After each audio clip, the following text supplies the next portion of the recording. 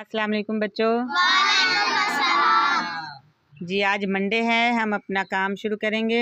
आप लोग सब अपना सबक याद करके आए हो? जी। चलें ठीक है जी। आज हम इंग्लिश के कुछ एक्शन वर्ब करेंगे, तो चलें स्टार्ट करते हैं।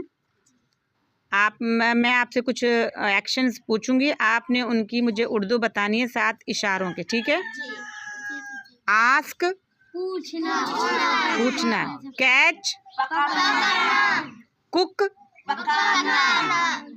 बाउंस उछालना, क्लाइंब क्लाइंब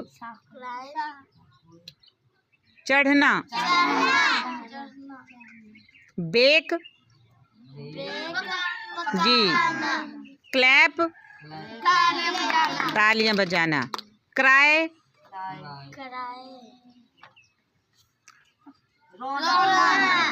बुर्श क्लोज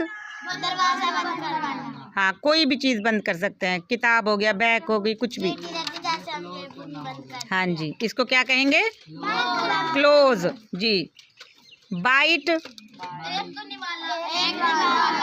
जी, क्लीन कट, ब्लाइंड